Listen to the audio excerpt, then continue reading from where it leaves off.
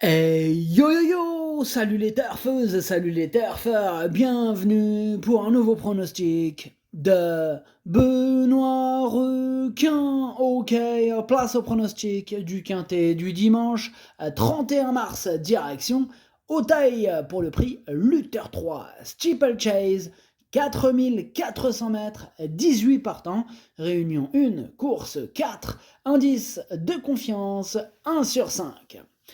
Petit retour sur le quintet du vendredi 29 mars. Dans mon pronostic, je vous ai donné le tiercé.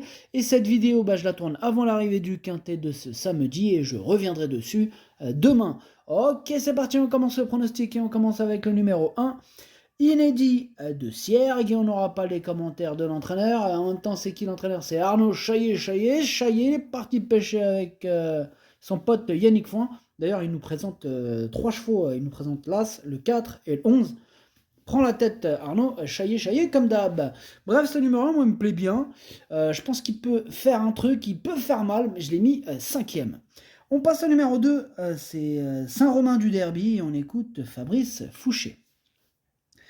Après sa très belle victoire dans ce prix Luther 3 l'an passé, Saint-Romain du Derby a connu une nouvelle interruption. Bon, il a souvent bien couru sur sa fraîcheur, mais cette saison, il est revenu assez tard du repos et j'aurais préféré le travailler un peu plus. De plus, j'ai un doute sur son aptitude au terrain actuel. J'aimerais le voir au départ du président, mais avec lui, il est difficile de faire des plans. Bon, en attendant, moi j'ai un petit plan pour ce numéro 2 qui me plaît bien et malgré cette rentrée, je pense qu'il peut faire mal. Je l'ai mis 4e. On passe au numéro 3, Rough Tavel, et on écoute mademoiselle Danielle Hamel. Rough Tavel, il restait sur une chute à peau et on lui a laissé le temps de bien récupérer. Il est bien.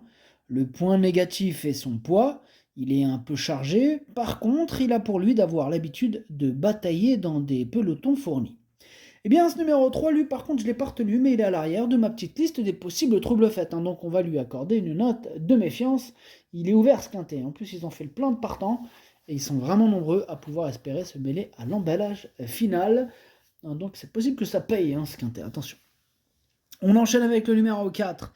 C'est Flanqueur. Bon, on n'aura pas les commentaires de l'entraîneur, toujours le même. Arnaud Chaillet, toujours au même endroit avec son pote Yannick Foin. Amusez-vous bien. Alors, ce numéro 4, c'est tout simplement lui mon préféré. Je l'ai bien sûr installé en tête. On enchaîne avec le numéro 5, Écoute en tête. Et on écoute mademoiselle Camille Pelletier. Écoute en tête, il a effectué une très bonne rentrée sur une distance un peu courte pour ses réelles aptitudes. Bon, comme il n'a pas gagné l'an passé, j'avais un peu peur de son comportement, mais il a bien accéléré pour finir. Il est en belle condition et un peu mieux situé au poids que l'an passé. Difficile de dire s'il pourra s'imposer, mais il a sa place à l'arrivée. On espère le voir encore très bien courir. J'ai beaucoup d'espoir en ce numéro 5 qui me plaît beaucoup. Je pense que il peut faire très mal. Il fait partie de mes préférés, je l'ai mis 3e. On passe au numéro 6, Starvina, et on écoute Madame Stéphanie Jaffrelot-Bedon. Alors, Starvina reste sur une victoire à Bordeaux, une course qu'elle avait remportée l'an passé avec une valeur identique. Sa pénalité de 5,5 kg ne lui laisse aucune marge.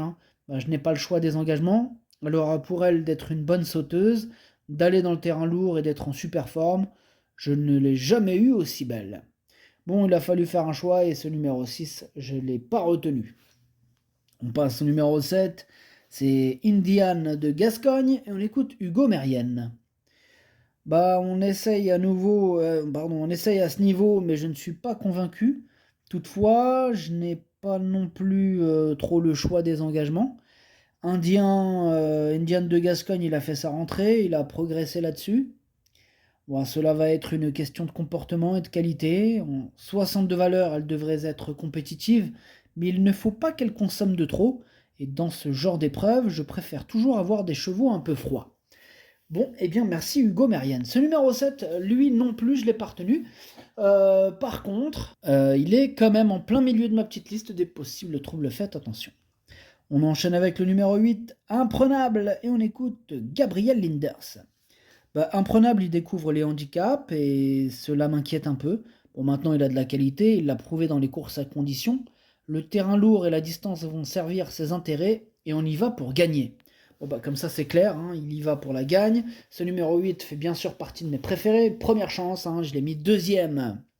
On passe au numéro 9, Vendrimar, et on écoute mademoiselle Anne-Sophie Paco. Bah, Vendrimar, il n'avait jamais gagné. J'ai été très heureuse de le voir ouvrir son palmarès dans le prix Jean-Claude Evin. Cette première victoire à 6 ans lui a valu 9 livres de pénalité. Sinon, terrain et distance ne le dérangeront pas et cette sortie est une suite logique. Bon, il est toujours en forme et j'espère qu'il pourra surmonter la surcharge. Le voir à l'arrivée serait une belle satisfaction. C'est vrai qu'il a pris cher là sur cette victoire, mais moi ce numéro 9 du coup je ne l'ai pas retenu. J'en ai préféré d'autres. On passe au numéro 10, Calligramme, et on écoute mademoiselle Danielle Hamel. Calligramme, il est en pleine forme et il a bien débuté sur le steeple d'Auteuil dernièrement. La seule chose qui m'ennuie un petit peu, c'est que l'on doit changer de jockey car il n'est pas toujours facile. Si cela se passe bien, il devrait être capable de terminer dans la combinaison gagnante du quintet. Bon, pareil, ce numéro 10, je ne l'ai pas retenu. Par contre, c'est vraiment un regret. Hein. C'est mon deuxième cheval de complément, donc attention. On passe au numéro 11, Showley. On n'aura pas les commentaires de l'entraîneur. Toujours le même, hein. Arnaud Chaillet, toujours au même endroit. Amuse-toi bien. Alors, ce numéro 11, je ne l'ai pas retenu non plus. C'est lui le chef et le capitaine de ma petite liste des possibles casseurs de tickets repérés. Attention. On passe au numéro 12, Flash Davier, et on écoute Yann Lerner. Sa 4e place lors de sa rentrée nous a pleinement satisfait. Hein. Flash Davier s'aguerrit au fil des ans, et je la crois en mesure de très bien faire avec le rallongement de la distance. Sur la montante à l'entraînement et rarement décevante en compétition, on en attend une belle performance. Bah pareil, il me plaît bien ce numéro 12, hein. J'en attends une belle performance. Je l'ai gardé en toute fin de combinaison et cerise sur le gâteau, sur le gâteau, pardon, il devrait avoir une petite cote sympathique, donc pourquoi pas. Voilà.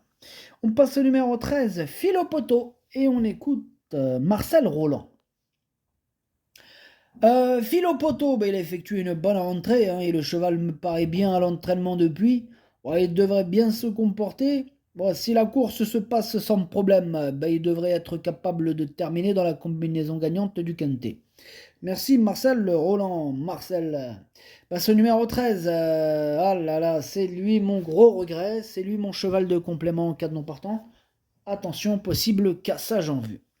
On passe au numéro 14, Master Nonantais, et on écoute Donatien Sourdeau de Beauregard. C'est un bon sauteur, hein, mais Master Nonantais aura contre lui de faire sa rentrée sur les parcours des 4400 mètres en terrain lourd face à des adversaires plus affûtés. Toutefois, il est en bonne forme et devrait bien se comporter. Selon son comportement, il poursuivra dans la voie des handicaps ou pas. James Révélé, il le connaît, donc il peut prendre une place dans le quintet. Merci Donatien Sourdeau de Beauregard. Ce numéro 14, pour ma part, je ne l'ai pas retenu. On ne peut pas tous les retenir, il faut bien faire un choix. On enchaîne avec le numéro 15, Infrarouge, et on écoute Emmanuel Clayeux. Infrarouge est en bonne condition physique. Je déteste courir les handicaps car ce sont des courses très difficiles à déchiffrer. Je n'ai pas le choix des engagements, je n'ai pas de conseils à donner. Oula, il est radical lui, je n'ai pas de conseils à donner. Bon, vous avez entendu l'entraîneur, hein, il n'a pas de conseils à nous donner, en tout cas ce numéro 15, je ne l'ai pas retenu. On passe au numéro 16, The Kiatman. Le commentaire est exactement le même, donc on va rester là-dessus.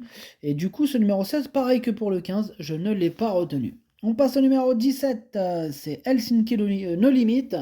Et on n'aura pas les commentaires de l'entraîneur. Là, cette fois-ci, c'est Yannick Foin qui est parti pêcher avec son pote Chaillet. Amusez-vous bien. Alors, ce numéro 17, il me plaît bien. En plus de ça, il devrait avoir une petite cote sympathique. Lui, je l'ai gardé, je l'ai mis 6ème. Attention à lui. Et on termine avec le numéro 18, Hill of Bamboo, et on écoute David Cotin. Hill of Bamboo, avec son petit poids, il ne devrait pas taper loin. Il est mieux en première épreuve qu'en seconde avec un gros poids. Il ne parvient pas à s'imposer car il a du mal à porter le poids. À 62 kg, je pense qu'il peut jouer un bon rôle. Bah, je pense aussi, c'est pour ça que je l'ai gardé, ce numéro 18. En plus de ça, il devrait avoir une petite cote sympathique, hein. Je l'ai gardé en bout de combinaison. Le pronostic, ça donne 4, 8, 5, 2, As, 17, 18, 12. Merci d'avoir suivi cette vidéo. N'hésitez pas à mettre un pouce bleu si la vidéo vous a plu. Pour accéder à tous mes tickets pour la course du Quintet, rendez-vous directement en description de la vidéo. À jouer avec modération. Bonne chance. Chopez-le moi. Ciao.